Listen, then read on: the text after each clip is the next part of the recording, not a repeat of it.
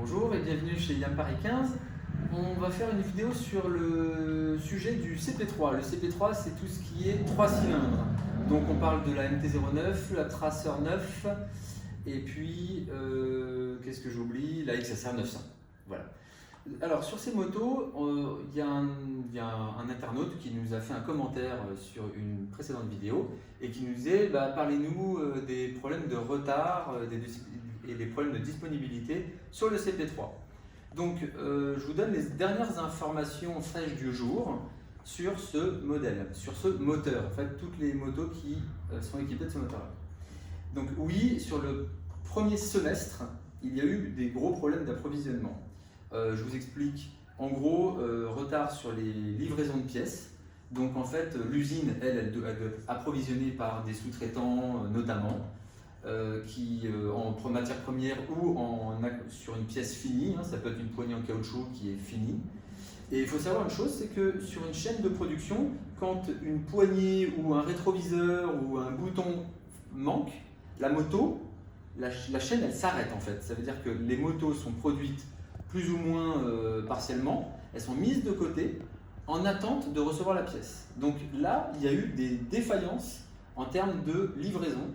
Mais quand on parle des retards sur les livraisons de pièces, c'est pas que les fournisseurs qui ont été source du problème, c'est également des problèmes de livraison liés aux, on va dire, les containers, puisque vous êtes au courant que les prix des containers ont complètement explosé depuis le début du Covid.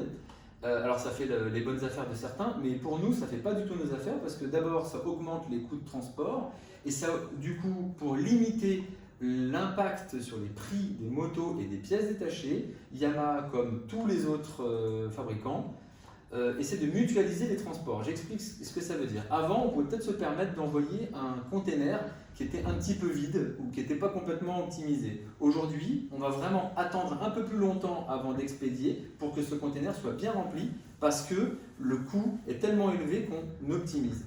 Mais le résultat, c'est que du coup, on peut avoir un décalage dans la livraison des pièces et avoir un peu de retard. Donc voilà, ça c'était pour le premier sujet qui était le retard. La deuxième, c'est qu'il y a des usines de fabrication, sous-traitants ou pas sous-traitants, ça peut être l'usine Yamaha, qui ont dû fermer à cause du Covid.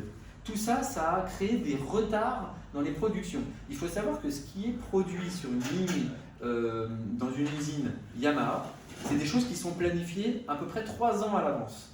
C'est-à-dire qu'on sait tous les 3 ans à l'avance qu'il va y avoir tous les jours. Mais quand il y a le Covid et que l'usine elle est arrêtée pendant plusieurs semaines parfois, on se retrouve à avoir des énormes problèmes puisqu'en fait tout est décalé. Ça c'est pour vous expliquer, on n'essaie pas d'excuser, hein. Moi je ne suis même pas le fabricant, je vous explique ce que le constructeur nous remonte. Et voilà, je vous dis ce que peut-être vous ne savez pas et ce qui fait qu'on ne comprend pas toujours pourquoi les bécanes ne sont pas là. Il faut savoir aussi que de toute façon la demande elle est énorme, hein. Ces produits-là ont un grand succès et donc on a de toute façon un petit peu de mal à répondre à la demande. Bon, ça, c'est comme ça. Et j'ai envie de dire tant mieux pour nous mais désolé pour vous.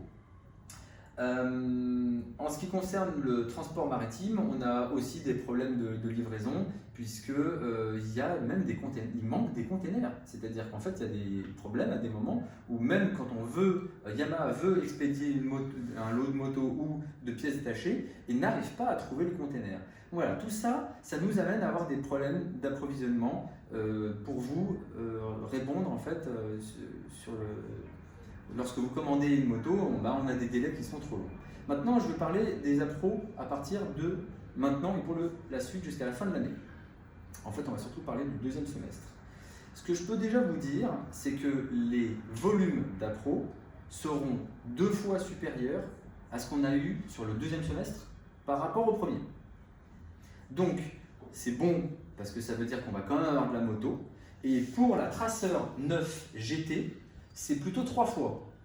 Donc, on peut espérer avoir du matos. Donc, si vous vous posiez la question, tiens, est-ce que je ne vais pas acheter une autre marque ou un autre modèle, bon, ça peut valoir le coup d'attendre parce que là, on sait qu'à partir de juillet, on va avoir de la quantité, peut-être pas suffisamment, mais enfin, on va en avoir quand même. En ce qui concerne les délais et les coloris, nous, on sera, nous concessionnaires, hein, je parle, c'est fin mai qu'on sera capable de vous dire ce qu'on va avoir.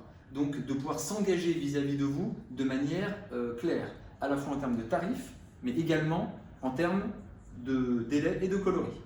Ça veut dire qu'on vous dira quelque chose, on pourra a priori le tenir. On peut toujours avoir des événements, mais on pourra le tenir. Ce qu'on vous donne avant, ce qu'un concessionnaire vous donne avant, nous ou un autre, risque de pouvoir bouger, puisque on parle sans avoir eu les appros communiqués par Yamaha.